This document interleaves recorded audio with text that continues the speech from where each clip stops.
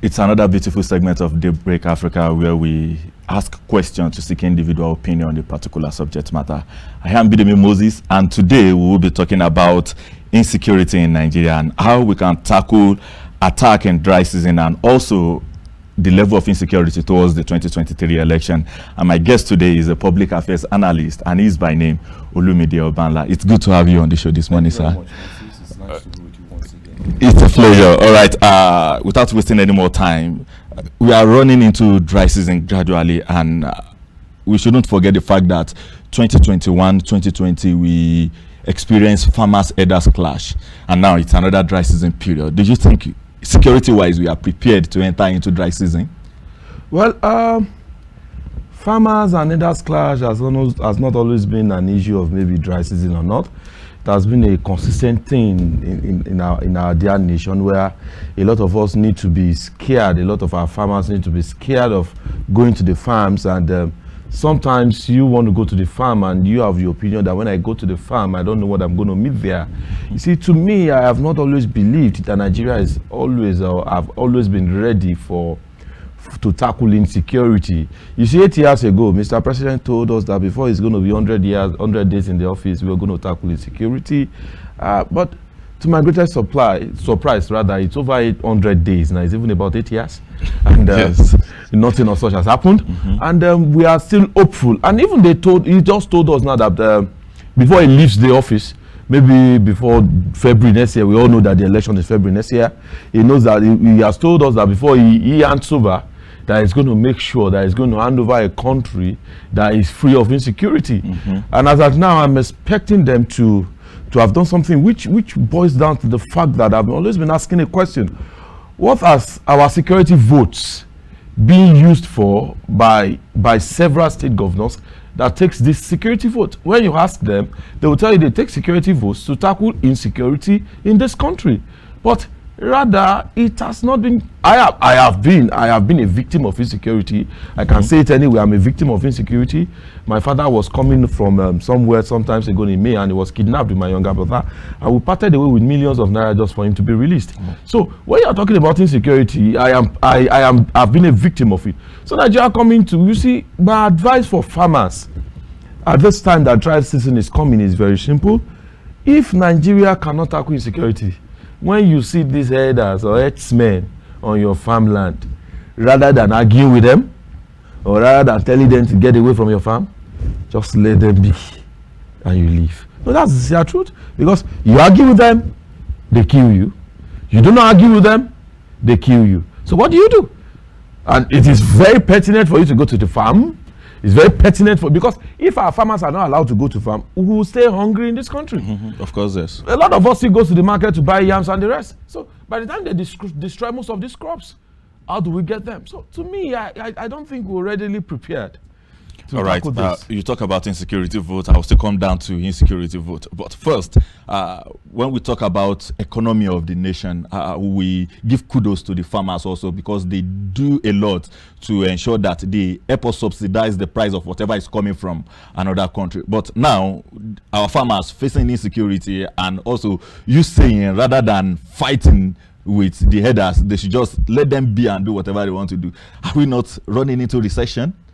You see, Nigeria has once witnessed recession, and I am not going to be surprised if we are going to run into it. You see, to me, I have always believed on one thing. What have I believed on? Is if we don't do the right thing, we'll continue to witness the bad thing. Our government needs to tackle insecurity. You see, for me, if farmers today in the market, a farmer calls a tuber of yam 1,500 naira, I am not ready to argue. I will buy. Because number one, I know this farmer has risked his life to go to the farm to get it. If anybody watching me or myself now, my father has a very big farm. Anytime he calls me in the morning and say, my boy, I'm going to the farm, I will keep praying. Even when I'm in the office, I'll be calling him from time to time. Just to check up on him. Just to check up on him. Are you fine, sir? What of the workers? Because nobody knows. In a twinkle of an eye, they just turn this around. They believe They believe the whole country belongs to them. But it is actually not their fault. Why I said a lot of farmers should just keep calm is, if you fight them, peradventure, if a farmer should overpower them, and the farmer has been arrested, the police is going to charge the farmer for manslaughter. But when they kill the farmers and they are being arrested, they are not being charged with attempted murder, or they are not being charged with manslaughter. So one is above the law. And they told us they said justice knows no man. But the headsmen, to me, I believe they are above the law. If you see, there's a case sometimes ago, I think in the north, where a farmer was able to overpower a certain herdsman, and the herdsman was killed. What happened? The farmer was arrested, prosecuted for manslaughter. But a lot of herdsmen that have, even when you ask them now, they will tell you it's not herdsmen that are doing it. Even they will tell you it boils down to the fact that Yorubas now are now herdsmen. So, or they tell you they are from Nigeria. I am tired of a lot of things. When I discuss insecurity, it makes me weep deep inside me, because I know we have not got. We see, there are times when I just see Nigeria has just delivered a plane that there was a time I saw in news, maybe last month or thereabout, where the police were trying to test a drone, drone that they can use as a weapon. And I asked myself, I said, don't worry, in the next few months, see that they tell us the drone was missing, or the drone was swallowed by a snake, or the drone was affected by rats, and it's no longer. That is the situation we are. Somebody will just take the drone and go and sell again on behalf of the country. Maybe we should just say Nigeria and Animal Kingdom, we are 5 and 6. All right, let us move on. Looking at the state of insecurity in Nigeria, very recent, the House of Assembly, they said something, and they were deliberating on what the federal government is doing concerning the case of insecurity, and they want us to know that the federal government has failed us a whole lot when it comes to providing security for the citizens. We have the NSCDC, we have the police, we have the military personnel, and they are doing nothing. We will rather agree with them, or we should look into the fact that these people are not doing their job right? I want to ask, and I still tell people, when somebody we have elected to represent us in the National Assembly that makes law goes to the National Assembly to sleep, and you wake up in the morning and you are saying the federal government has not done what it needs to do, are you not part of the government? There was a time we said they should pass a vote of no confidence on the presidency itself, that they've not done the right. Have they done it?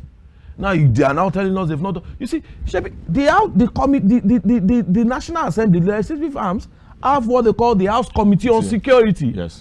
Where somebody is the chairman, where some members are members of that committee. What have they done? What policies have they put in place? It is not just for them to come to TV and start shouting. Even if there are policies that have been put in place, you see, one of the problems we have in this country is not making law. The problem we have is effective execution of the laws and regulations we have made. That is the problem we have. We are very quick into making some certain laws, but we are very opaque in carrying out or in executing those laws.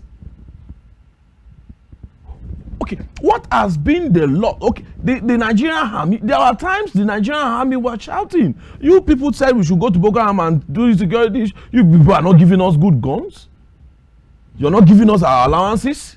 We beg you before you pay us our allowances. We beg you before you pay our salaries. Are the legislative arm of government not quite aware of this? Are they not? So, to me, the National Assembly should not only be saying there's a provision in the law that even if they make a law and the presidencies refuse to assent to the law, that is the presidential signature, the National Assembly has a duty. Yes.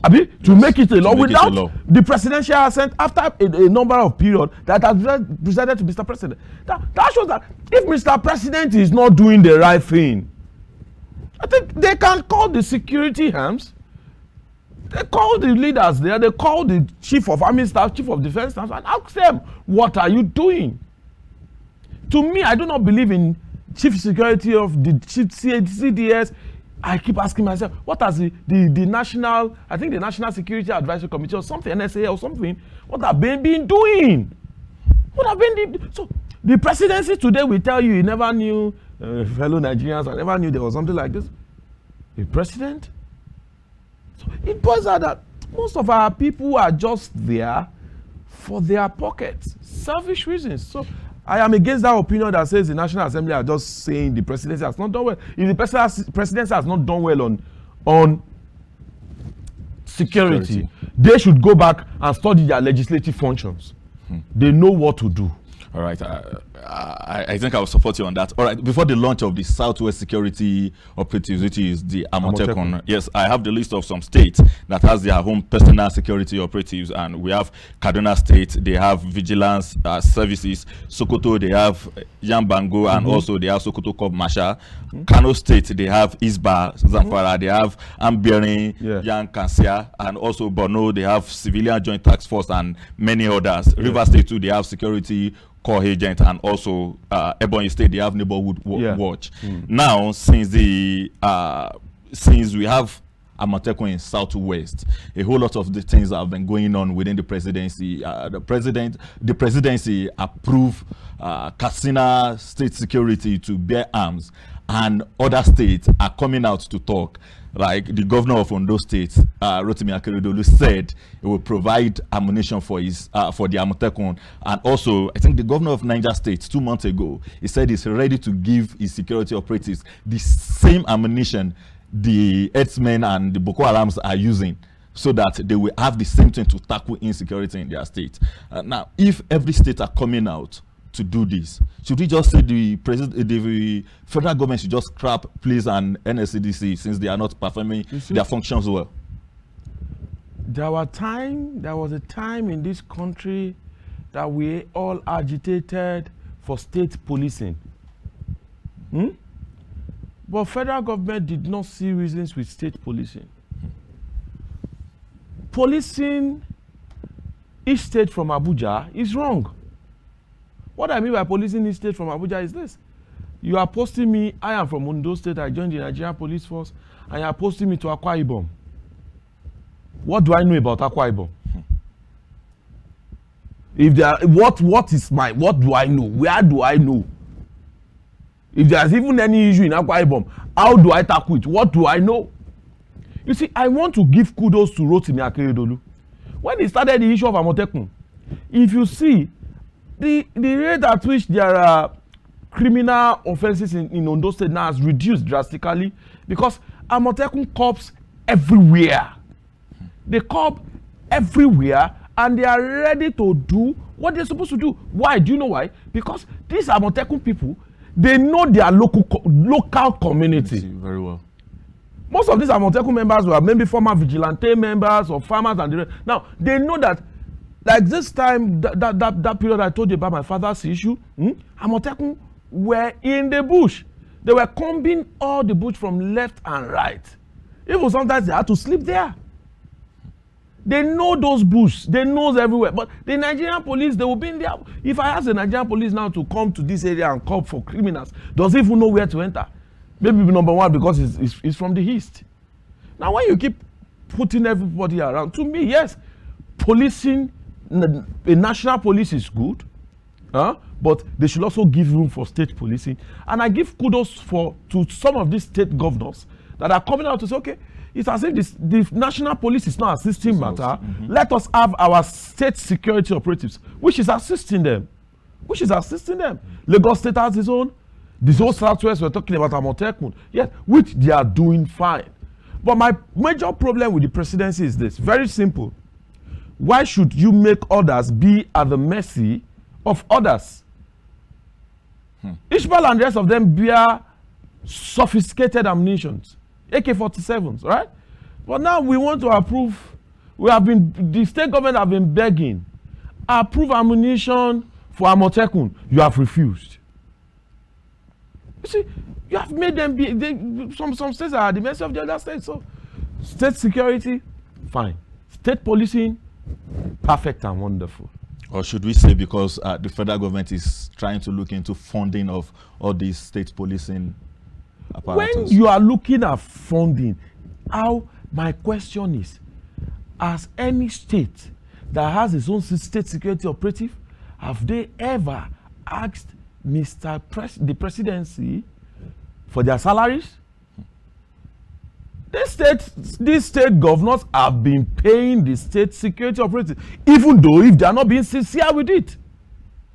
I know of Ondo State, there are Motekus in Ondo State, if I'm not mistaken, some of them take in 30,000 naira per month. Abi? The state government is not having wages. The state government is not asking for that salary from the federal government. I expect that if all state governors are being sincere with their security votes, they should be able to finance their security operatives every month perfectly. Delta State the governor of Delta State takes 2 billion naira every month, if I'm not mistaken, as security vote. My state governor here takes 600 million. Rivers takes about 1.4 billion. Lagos takes about 1.4 billion. You get Benin, Edo State takes about 900 million. Now, if you are to divide these funds, you see that successfully each state governor or each state government will be able to finance a state security operative perfectly. Okay, let me dive into the security vote we're talking about. When Obasanjo was the president of Nigeria during the his military regime, he created this security vote as a fund to console the family of those that were wronged by the military then. But now we've seen security vote as a money being paid to states to upkeep their security apparatus and also some other things. But Rabiu Kwakwanso said recently that if he emerges as the president of Nigeria, he will scrap anything called security vote, all because some state government are just pocketing this money. They are just siphoning this money into their own personal account. They are not using it for anything. You see, let's start from the origin of security vote. It never started from Olusegun Obasanjo. It started from Yakubu Gowon. During the military regime of Yakubu Gowon was the one that decided to bring in some small allocated funds for his then military governors, his then military operatives, so that they'll be able to resolve, you get what I'm saying? Yeah. Whatever. Now, it left. Kwankwaso saying when it comes to we'll scrap. I want to ask a question. When Buhari came into regime, 1983 rather, he scrapped the issue of security vote. Even then, he arrested a former governor of Kwara State, I think, Adamu or something. Adamu Atta. Yes, he arrested him for about I think it was about some $1,000 from that. He said he misappropriated those security funds. He was arrested, and during that period there was nothing called security vote. But he became our president now, and is fully in support of security vote. You see, most of these guys are only campaigning and only shouting because they want to become our president. Whatever they tell us, I do not believe in them. What I tell my people is when we vote, let us vote. After voting, whatever, when they are begging for your vote, they wear this sheep's clothing. But by the time they become your leaders, they are goats. So why do we tend to kill ourselves because of them? You see, Edwin Clark said something on this issue of security vote. He said he has asked severally, and there's nowhere in the Constitution of Nigeria that gives room for security votes. Do you know security vote? You cannot ask questions on security vote. Of course. No questions. No questions. You don't ask them how it is being spent. It is at the height of an heavy corruption. Security vote is a situation whereby governors gulp in a lot of money into their pockets. Mr. Governor comes and says, because the former governor was taking 400 million, now I want to start taking 600 million. 1.4, 1.8, 2 billion naira per month as security vote. For what reasons? And there is still insecurity everywhere. A lot of it. I put this money. Somebody goes home with over 30 billion naira annually as security vote. And most times you will see them pumping this money back into election. All right, we have no more time to spend on the show again, but let me take your reaction on 2023 election. Do you think we have security apparatus that will ensure the life of the citizen are safe during the election? May God help us. Is that a final answer? Yes, may God help us. Wow. May God help us. If he doesn't help us, if he helps us, but to me, I believe there are a lot of things we still need to put in place. This is not Osun State election. This is not Ekiti State election. This is Nigeria election. Yes. Yes, we need to put a lot of things in place. You see, the yeast is boiling, and God knows when it will stop boiling. So may God help us.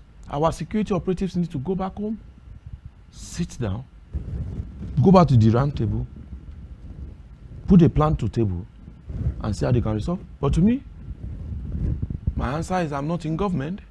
I don't know how prepared they are. But may God help us. May God help our leaders. All right. And God bless Nigeria. Amen. In 30 seconds, what is a parting word to our viewers at home? Wow. Parting words is that they should stay safe.